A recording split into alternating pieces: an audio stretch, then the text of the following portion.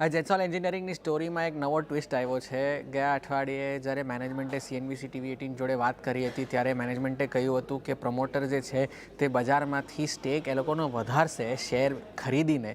પણ Friday announcement આવી કે પ્રમોટર્સોએ 9 લાખ શેર એને લગભગ 2.5% ઇક્વિટી એ લોકોએ વેચી છે બજારમાં, ઓપન માર્કેટમાં, અને તેમાંથી જે પૈસા એ લોકોને મળશે, જે પ્રોસીડ્સ મળશે, તે એ લોકો પાછા બિઝનેસમાં લિક્વિડિટી તરીકે ઇન્ફ્યુઝ કરવાની વાત કરે છે. એ જેન્સોલની એ લોકોની પ્રેસ રિલીઝમાં એ લોકોએ ફ્રાઈડે એક્સચેન્જીસને જણાવ્યું હતું. પણ આ અનાઉન્સમેન્ટ આવવાની પહેલાં એ લોકોએ બીજી એક અનાઉન્સમેન્ટ કરી હતી બજાર બંધ થયા પછી ફ્રાઈડે, જ્યારે એ લોકોએ કહ્યું હતું કે એ લોકોએ 13મી માર્ચે એ લોકોએ બોર્ડ મિટિંગ રાખી છે જેમાં એ લોકો એક ફંડ રેઝિંગ પ્રપોઝલ કન્સિડર કરવાના છે. તે ફંડ રેઝિંગ કયા પણ તરીકે થઈ શકે છે, ભલે QIP હોય, પ્રેફરન્શિયલ ઇસ્યુ હોય કે બીજા મેથડ્સો હોય, ને સાથે સાથે એ લોકો એક સ્ટોક સ્પ્લિટ પણ કન્સિડર કરવાના છે. ને તે સ્ટોક સ્પ્લિટ એ લોકો ત્યારે કરે છે જ્યારે સ્ટોક પહેલે જ 75% પોતાની પીકથી પડ્યો છે નીચે. 1100 રૂપિયાની પીક હતી એની જેન્સોલની, ને આજે શેર જે છે એ 300 રૂપિયાની આસપાસ કામકાજ કરે છે. ને તેના પછી એ લોકોએ સ્ટોક સ્પ્લિટ કરવાનો વિચાર કરે છે. જેન્સોલે સ્ટોક સ્પ્લિટ તો પહેલાં નથી કરી, પણ પહેલાં એ લોકોએ બોનસ આપ્યા છે.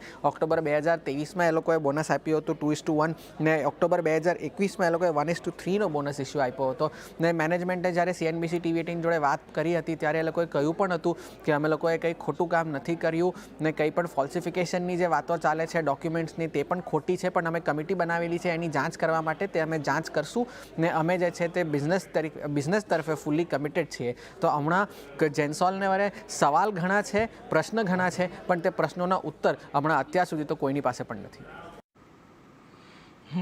એટલે જો ખાસ કરીને પ્રશ્નો ઘણા છે પરંતુ પ્રશ્નોના ઉત્તર અત્યારે સ્પષ્ટ નથી. આભાર હરમોશજી અમારી સાથે જોડાઈને આ સમગ્ર વિગત શેર કરવા માટે. ખાસ કરીને જુઓ એક નવો ટ્વિસ્ટ આ સ્ટોરીની અંદર આપણને આવતો જોવા મળ્યો છે. ગૌરાંગજી, આવા ક્લાસિકલ કેસ હોય છે આવા બજારની અંદર પણ કે જે ક્લિયરલી તમને સંકેતો આપે છે કે કેવા સ્ટોક, કેવા સેક્ટરથી તમારે દૂર રહેવું જોઈએ.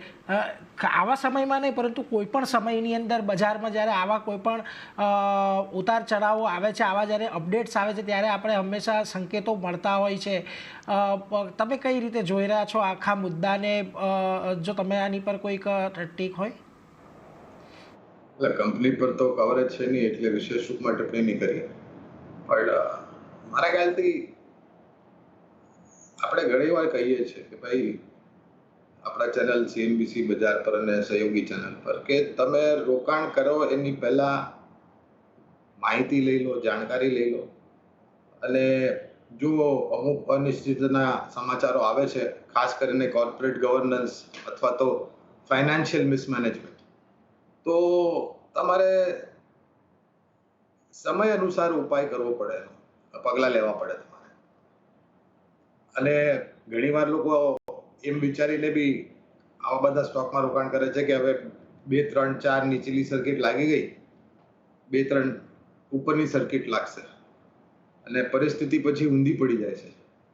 એટલે અને આપણે એ બી ભલામણ કરીએ છીએ કે તમને જાણકારી ન હોય ત્યાં સુધી તમારે કોઈ જાતનું રોકાણ કરવું નહીં, પહેલી વાત.